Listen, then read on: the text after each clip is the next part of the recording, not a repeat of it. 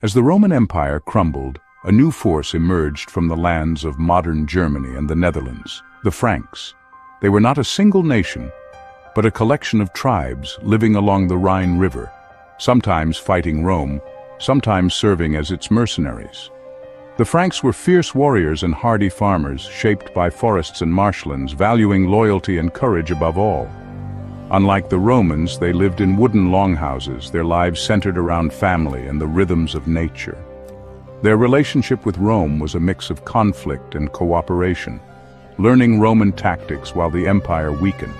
As Roman power faded in Gaul, a land of cities, roads, and Latin-speaking people, the Franks saw opportunity. They began a slow migration into Gaul, not as a conquering horde, but as families settling new lands.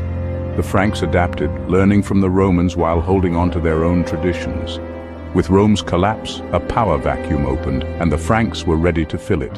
They didn't just invade, they put down roots, blending with the local population. Over time, their name would define the land, France, and their legacy would shape the future of Europe. The stage was set for the rise of a new power. The Franks were about to become the architects of a new era. From these tribes, one leader would change everything: Clovis. Becoming king as a teenager in 481, Clovis saw opportunity in the fractured lands of Gaul. He defeated the last Roman ruler in northern Gaul, signaling the end of Roman authority. Clovis then united the Frankish tribes through war, diplomacy, and cunning, forging a single kingdom. His most brilliant move was converting to Christianity after a battlefield vow, winning the support of the Church and the Gallo-Roman population. This alliance gave him legitimacy and helped unify his realm. Clovis expanded his kingdom, driving out rivals and laying the foundation for the Merovingian dynasty. When he died in 511, he left behind a unified Frankish kingdom, no longer a loose confederation but a nation. His reign marked the true beginning of the Frankish Empire. The partnership between king and church would shape Europe for centuries. Clovis's legacy was the birth of a new, powerful Christian kingdom in the West. Centuries later, Charlemagne, Charles the Great, would transform the Franks into an empire. Taking power in 768, he was a tireless warrior, devout Christian and visionary leader. Charlemagne's campaigns stretched his realm from the North Sea to Italy, uniting much of Western Europe. He forced the Saxons to convert, conquered Lombardy, and pushed into Spain, forging the largest Western empire since Rome.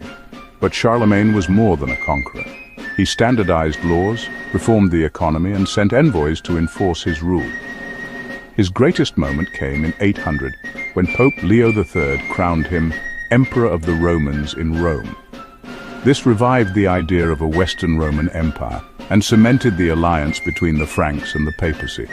Charlemagne became the protector of Western Christendom, shaping the political and religious landscape for centuries. His reign marked the birth of medieval Europe. The empire he built would inspire rulers for generations. Charlemagne's vision of unity and order left a lasting mark on the continent. He was the architect of a new European identity. Charlemagne's empire depended on his strength, but after his death in 814, unity unraveled. His son, Louis the Pious, struggled to hold the vast realm together.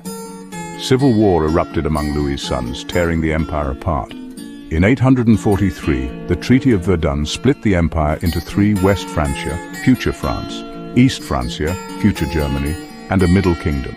This division ended the dream of a single empire and set France and Germany on separate paths. The Middle Kingdom, Lotharingia, became a source of conflict for centuries. The breakup marked the birth of modern European nations. Languages, cultures, and identities began to diverge. The Frankish Empire was gone, but its legacy shaped the map of Europe. The seeds of France and Germany were sown in this division.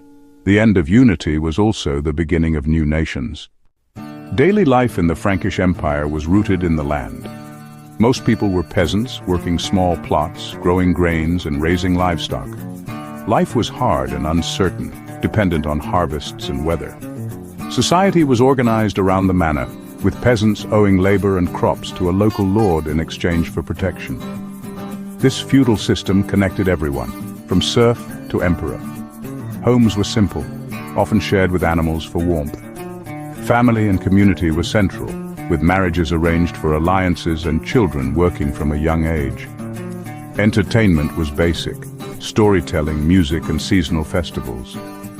Christianity shaped daily life, with the church at the heart of every village. Old pagan beliefs lingered, blending with Christian faith. People prayed for good harvests and protection, living in a world shaped by tradition and change. The Frankish world was a mix of hardship, faith, and community. It laid the foundations for medieval European society. The Frankish Empire's legacy is woven into European culture, law, and language. Charlemagne's court sparked the Carolingian Renaissance, preserving ancient texts and reviving learning. His scholars created Carolingian minuscule, the ancestor of our modern lowercase letters. The Franks solidified feudalism, shaping European society for centuries. The alliance between king and church inspired the Holy Roman Empire and the idea of Christian kingship. The blending of Frankish and Latin languages gave rise to French and influenced German. Even the name France comes from the Franks. Their innovations in law, governance, and culture echo through history. The Frankish Empire was short-lived, but its impact endures. Every book we read, every European border, carries a trace of their influence. The Franks helped shape the world we know today. The Frankish Empire is a vital bridge between ancient Rome and modern Europe. When Rome fell, the Franks, under Clovis and Charlemagne, built a new foundation from Roman, Germanic, and Christian traditions. Charlemagne's empire planted the seed of a shared European identity. The idea of a united Europe, echoed in today's European Union, traces back to his vision. The rivalry and partnership between France and Germany began with the empire's division. The Franks show us that cultures evolve through conflict, cooperation, and adaptation. Their story is a lesson in how identities are forged and transformed. The Franks preserved knowledge, shaped borders, and created the roots of modern law and society. Even our alphabet reflects their drive for clarity and unity. The Frankish Empire may seem distant,